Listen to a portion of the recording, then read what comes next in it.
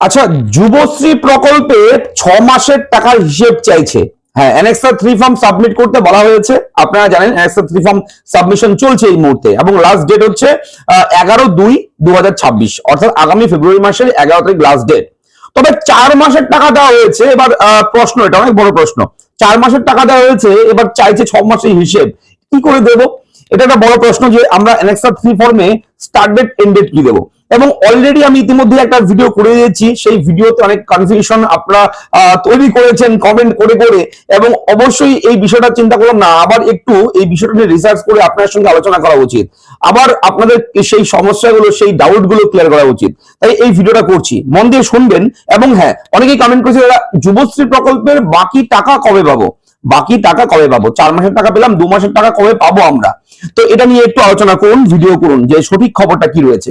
একদম হ্যাঁ, সঠিক খবর দেব অবশ্যই। এ টু জেড এই ভিডিওতে আমি কভার করার চেষ্টা করছি, একটু মন দিয়ে দেখুন, আপনারা বুঝতে পারবেন। দেখুন দেখুন লাস্ট যে পেমেন্ট সেটা হচ্ছে অক্টোবর মাসে। আপনারা হয়তো লাস্ট টাকাটা পেয়েছেন অক্টোবর, নভেম্বর, ডিসেম্বর মাসের টাকাটা বাকি রয়েছে। অক্টোবর মাসে লাস্ট আপনি টাকা পেয়েছেন, শেষ টাকাটা দেওয়া হচ্ছে অক্টোবর মাস পর্যন্ত ক্লিয়ার। এবার অক্টোবর, নভেম্বর, ডিসেম্বর এই 2 মাসের টাকা বাকি রয়েছে। তাহলে অ্যানেক্সার 3 ফর্মটা কি করে সাবমিট হবে? তো আমাকে তো সেই 2 মাসের টাকা বাকি আমি পাই, সেই টাকা হিসেবে আমি কেন দেবো এখনই? সেই অ্যানেক্সার 3 ফর্ম সাবমিট মানে হচ্ছে আমি স্বীকার করে নিচ্ছি আমি টোটাল 6 মাসের টাকা পেয়ে গেছি। অ্যানেক্সার 3 ফর্ম সাবমিট করা মানে তো 6 মাসের টাকা পেয়েছেন, তার প্রমাণ হচ্ছে অ্যানেক্সার 3 ফর্ম সাবমিশন।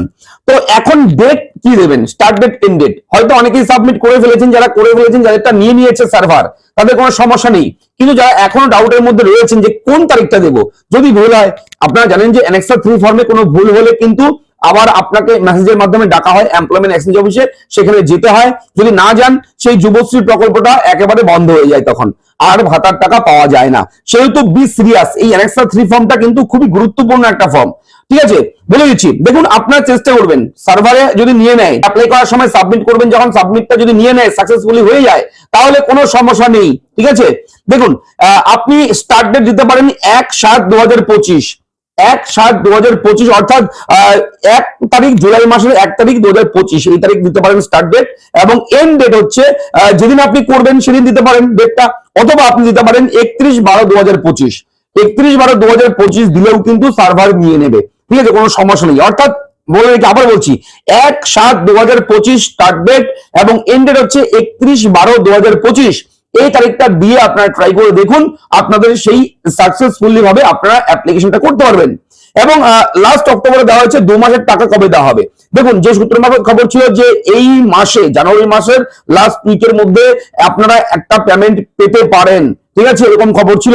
তবে এই মুহূর্তে যেটা বুঝতে পারছি সেটা একটু শেয়ার করি আপনার সঙ্গে, যদিও আমাদের কাছে অফিসিয়াল কোনো খবর নেই, অফিসিয়ালি ভাবে কোনো রকম অ্যানাউন্সমেন্ট হয় না, এগুলো অফিসিয়াল ওয়েবসাইটেও কখনো দেয় না যে টাকা দেওয়া হবে, টাকা ঢুকেছে, এরকম কোনো আপডেট অফিসিয়াল ওয়েবসাইটেও দেয় না। ঠিক আছে, এবং টাকার স্ট্যাটাসটাও কিন্তু আপনারা যুবশ্রী প্রকল্পে কখনোই চেক করতে পারবেন না। এবং এখনো যদি যান, ওয়েবসাইটের স্ট্যাটাস চেক করতে পারবেন আপনার বর্তমান অ্যাপ্লাই স্ট্যাটাস, কিন্তু পেমেন্ট যেরকম রয়েছে পেমেন্টের স্ট্যাটাস আপনি চেক করতে পারবেন না। যেমন ধরুন কৃষক বন্ধু প্রকল্প, পিএম কিষাণ, অন্যান্য সমস্ত প্রকল্পের টাকার কিন্তু স্ট্যাটাসটা দেখা যায়, পেমেন্ট রিলিজ, পেমেন্ট পেন্ডিং, এই সমস্ত আপডেট আসে অন্যান্য প্রকল্পগুলোতে। কিন্তু এই যুবশ্রী প্রকল্পে কিন্তু পেমেন্টের কোন রকম স্ট্যাটাসের অপশন নেই। সেহেতু এটা একটা বড় সমস্যা।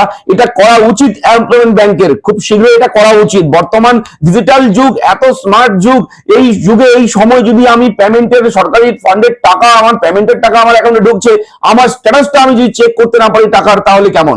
তো এটা অবশ্যই যুবশ্রী প্রকল্পের অফিসিয়াল ওয়েবসাইটে এমপ্লয়মেন্ট ব্যাংকের এটা করা উচিত, ভাবা উচিত। এটা আমি মনে করি, আমার ব্যক্তিগত ওপিনিয়ন আমি শেয়ার করলাম। আপনারা মতামত জানাবেন কমেন্ট করে যে পেমেন্টের স্ট্যাটাসটা, ঠিক আছে, টোটাল হিস্ট্রি, লক্ষ্মীর ভান্ডার প্রকল্পের স্ট্যাটাস দেখা যায়, টাকার স্ট্যাটাস, কত মাসের টাকা দিল, কত মাসের টাকা ডিউ রয়েছে, টাকা পেন্ডিং রয়েছে কিনা, সমস্ত কিছু কিন্তু লক্ষ্মীর ভান্ডার প্রকল্পেও দেখা যায়। কিন্তু এই যুবশ্রী প্রকল্পের টাকার হিসেবটা কিন্তু অনলাইনের মাধ্যমে দেখা যায় না। এটা করা উচিত, ডিপার্টমেন্টের এই বিষয়টা একটু ভাবা উচিত আমি মনে করি। ঠিক আছে, আপনাদের ভাবনা কি রয়েছে এটা নিয়ে আমার সঙ্গে আপনি যদি একমত হন অবশ্যই কমেন্ট করে জানাবেন। তো দেখুন, আগামী মাস হচ্ছে ফেব্রুয়ারি মাস। ফেব্রুয়ারি মাসের ফার্স্ট উইকের মধ্যে একটা সম্ভাবনা রয়েছে টাকা দেওয়ার। এবং ফেব্রুয়ারি মাসে যদি টাকা দেয়, যদি দেয় টাকা, তাহলে 2 মাসের টাকাটা ক্লিয়ার করে দেবে। ঠিক আছে, ওই 1 মাস ঝুলিয়ে রাখবে না। 2 মাসের টাকা ফেব্রুয়ারি মাসে ক্লিয়ার করে দেবে, এরকম একটা খবর রয়েছে। অবশ্যই দেখা যাক পরবর্তী কি হয়, যেহেতু সরকারি একটা স্কিম, সরকারি সিদ্ধান্ত সেটা, ঠিক আছে, গভর্নমেন্টের সিদ্ধান্ত সেটা আমাদের কাছে কিছু নেই, আপনার হাতেও কিছু নেই, আমার কাছেও কিছু নেই। আমি তো আর সরকারি আধিকারিক নই যে আমি সরকারি একদম অফিসিয়াল কোন রকম দিয়ে দেবো, বলে দেবো এটাই একদম শিলমোহর পড়ে যাবে, সেটাতে সেরকম নয়।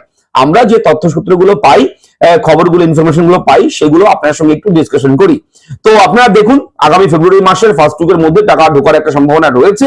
আপনারা অবশ্যই একটু ধৈর্য ধরতে হবে এবং অ্যানেক্সার 3 ফর্মটা সাবমিট করবেন। দেখুন, এই ফর্মটা সাবমিট না করলে কিন্তু পরবর্তী টাকা আর আপনি পাবেন না। সেহেতু বি সিরিয়াস, এই ফর্মটাকে আপনাকে ফিল আপ করতে হবে, অ্যানেক্সার 3 ফর্ম, সেটাকে ফিল আপ করুন। যদি তবু কোনো সমস্যা হয়, আমাদের পার্সোনাল ইমেল আইডি রয়েছে, অফিসিয়াল ইমেল আইডি রয়েছে। আমাদের চ্যানেলের অফিসিয়াল যে ইমেল আইডি, সেটা পাবেন কোথায়? সেটা হচ্ছে আমাদের অ্যাবাউট সেকশন রয়েছে চ্যানেলের, সেখানে গেলেই ইমেলটা পাবেন।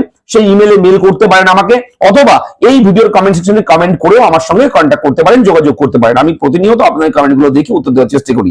তো দেখা হচ্ছে পরবর্তী ভিডিওতে, ভালো থাকবেন, ধন্যবাদ।